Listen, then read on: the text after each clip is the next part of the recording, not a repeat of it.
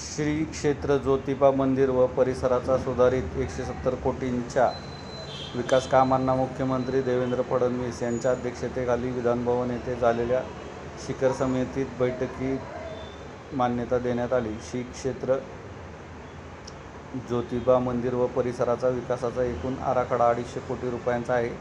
त्यापैकी 80 कोटी रुपयांची कामे सुरू झालेली आहेत. कोल्हापूर जिल्ह्यातील श्री क्षेत्र ज्योतिबा मंदिर येथे राज्यातूनच नव्हे तर देशातून मोठ्या संख्येने भाविक येत असतात. या परिसराचे पर्यावरणीय दृष्टिकोनातून अत्यंत महत्त्व आहे. या मंदिर परिसराचा विकास हा पर्यावरणीय दृष्टिकोनातून करण्यात यावा असे निर्देश मुख्यमंत्री देवेंद्र फडणवीस यांनी दिले. ज्योतिबा मंदिर डोंगर परिसराचा विकास करताना मोठ्या प्रमाणावर वृक्ष लागवड करण्यात यावी.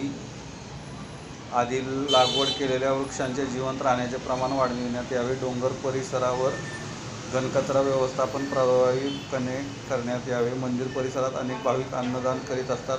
या अन्नदानाकरिता अन्नछत्रालय विकसित करण्यात यावे. येथे जास्तीत जास्त भाविक सामावून घेण्याची क्षमता असावी. डोंगर परिसरात असलेल्या वन जमिनीचे नियमानुसार हस्तांतर करून मंदिर परिसराचा विकास व्हावा असे निर्देश मुख्यमंत्री देवेंद्र फडणवीस यांनी दिले. बैठकीस उच्च तंत्र शिक्षण मंत्री चंद्रकांत दादा पाटील, महसूल मंत्री चंद्रशेखर बावनकुळे, वनमंत्री गणेश नाईक, पर्यटन मंत्री शंभूराज देसाई, नगरविकास राज्यमंत्री माधुरी मिसाळ, आमदार विनय कोरे, आमदार राहुल आवाडे, मुख्य सचिव राजेश अग्रवाल, अप्पर मुख्य सचिव वित्त OP गुप्ता, अप्पर मुख्य सचिव महसूल विभाग खारगे, प्रधान सचिव ग्रामविकास एकनाथ डबले आदी उपस्थित होते.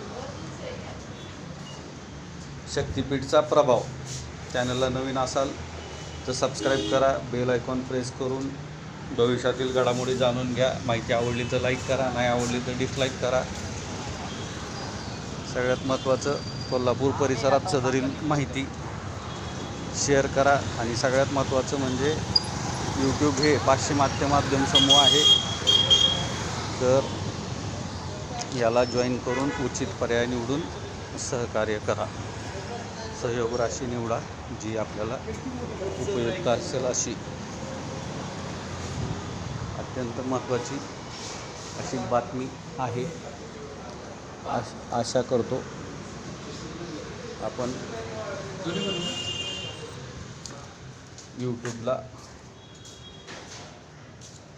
जॉईन करून ओन्ली फॉर मेंबर्स आणि only for member shorts and video सेगमेंटला देखील सहकार्य कराल. अशाच नवनवीन योजना आपल्यापर्यंत निश्चित पोहोचवण्यात येतील.